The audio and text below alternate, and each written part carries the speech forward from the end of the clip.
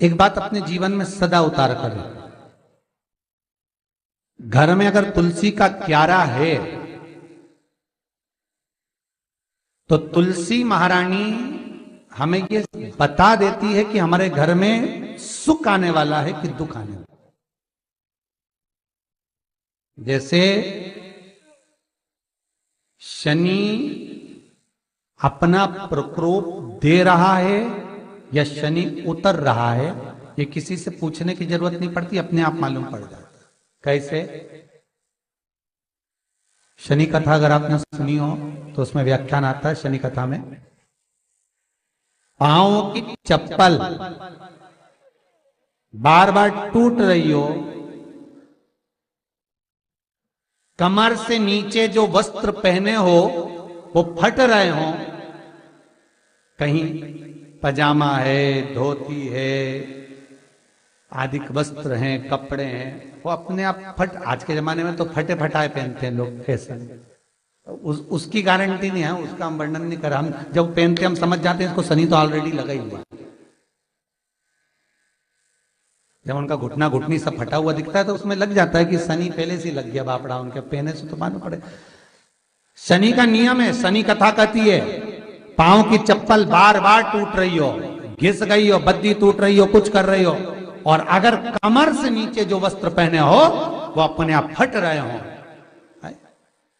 समझ लेना कि शनि पांव से प्रवेश कर रहा, मतलब अपनी प्रखरता शनि दिखा रहा। किसी मंदिर में गए महाराज और वहां जाने पर चप्पल चली गई तो समझ लेना शनि की कुदृष्टि अब पड़ना बंद होना चालू हो गया। कितना सुंदर कहा है महाराज। जूता चप्पल आज के जमाने में तो फैशन हो गई साहब, घर की चप्पल अलग होती है, बाहर की चप्पल अलग होती है। लोग घर में चप्पल किचन तक में पहन के जाते हैं। अरे पानी ले जाओ सियोर से, रसोई घर में लोग चप्पल पहन कर जाते हैं, जहां भगवान का प्रसाद बन रहा है, जहां अन्नपूर्णा निवास कर रही है, और पूछो तो कह किचन की चप्पल है तो माथे पे रख लो। तुम अपनी मां को जरूर देखना है एक बार, वो बूढ़ी मां कितनी बार किचन में चप्पल पहन कर गई, मुझे जरूर फोन कर कर बताना। बूढ़ी मां रसोई घर में आज भी बिना चप्पल के जाती है, और बहुओं की कहीं एड़ी नहीं फट जाए, ठंड नहीं बैठ जाए, इसलिए ये रसोई घर तक में चप्पल पहनकर जाती है। सूर्य नारायण की कथा पढ़ना, शनि महाराज की कथा पढ़ना, और गरुड़ पुराण की कथा पढ़ना, जिन जिन कथाओं का हम व्याख्यान कर रहे हैं उसको पढ़ना जरूर हो। क्या लिखा है?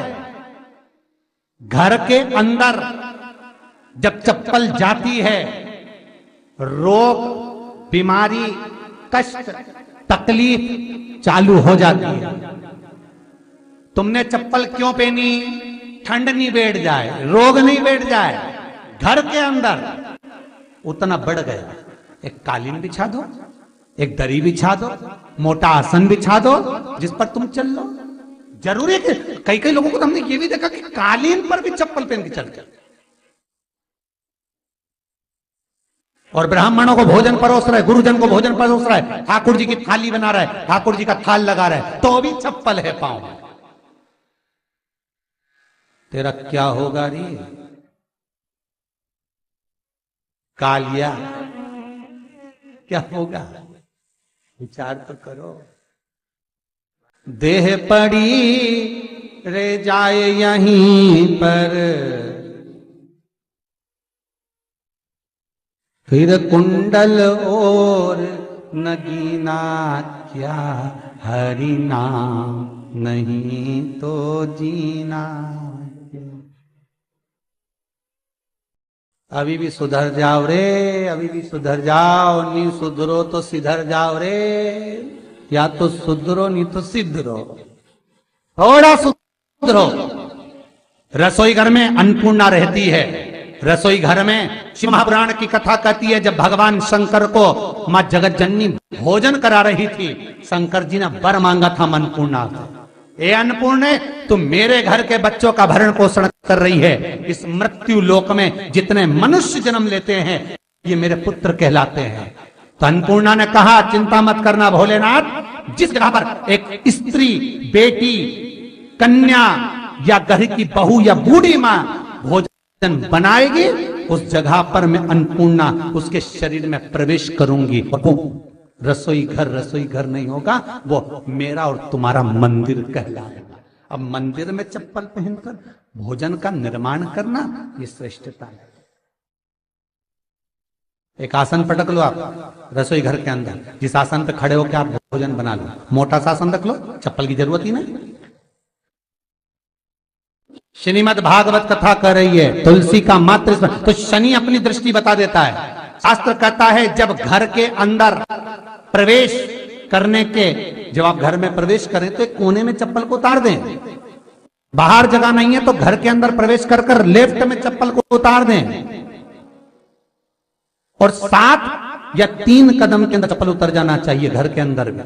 और उसके बाद अगर चप्पल अंदर प्रवेश कर रही है तो राहु केतु शनि के साथ प्रवेश करते हैं, जिसके घर में बीमारी कभी पीछा नहीं छोड़ती। शनि कथा, सूर्य की कथा का स्मरण करिए, आपको मालूम है, पहचान हो जाता है। महाराज तुलसी बता देती है कि आपके घर की दशा क्या है। बार बार जल डालने के बाद भी तुलसी सूख रही है, बार बार आप पूजन कर रहे हैं, पाठ कर रहे हैं, तो भी तुलसी के दल सूख रहे हैं। तुलसी बता देगी कि तुम्हारे घर में तकलीफ आने वाली है, कष्ट आने वाला है, सूख रही है। किसी ने जरूर कुछ ना कुछ ऐसा है कि इसमें घर में कुछ तकलीफ आएगी, तुमने लगाया फिर सूखी, फिर लगाया फिर सूखी। तुलसा महारानी बता देती है कि कष्ट है। और जिस गमले की तुलसा घेर घमोर हो, फलित तो हो, आनंद में हो, तो उस घर में फिर दुख नहीं आता, समृद्धि खुद बढ़ती चली। जिन शंकर भगवान को आप जल चढ़ाते हो, जिन ठाकुर जी से आप लाड लड़ाते हो, जिन भगवान कृष्ण का आप स्मरण करते हो, राधा रानी का आप नाम जाप करते हो, जिस परमात्मा का आप भजन कर रहे हो, कीर्तन कर रहे हो, नाम जाप कर रहे हो, नाम स्मरण कर रहे हो, उससे तुम्हारा एक संबंध होना चाहिए, एक रिश्तेदारी होना चाहिए। और उससे जब तुम्हारा कोई संबंध रहेगा, उससे जब तुम्हारी कोई रिश्तेदारी रहेगी, तो उस रिश्तेदारी में जैसे ही आपके प्राण छूटे, और छूटते से ही आप जब गए तो जाते ही आप कहोगे कि कृष्ण से मेरा ये संबंध है, वो मेरा पुत्र, वो मेरा भाई, वो मेरा बेटा, वो मेरा सगा, वो मेरा रिश्तेदार, वो मेरा कुटुंबी, वो मेरा पुत्र। जब कहोगे तो तुरंत प्रवेश हो जाए। महाराज भगवान से संबंध होना चाहिए। कई लोग भगवान को सवेरे से रिझाने बैठते हैं तो भगवान को बनी बनाई बात कहते हैं, ये पाठ कर लो, ये पाठ कर लो, ये पाठ कर लो, ये स्तुति कर लो, सारा बना बनाया। तुमने अपने दिल से कौन सी स्तुति गाई? तुमने अपने दिल से कौन सा भगवान को निवेदन करा, कौन सा नमन करा?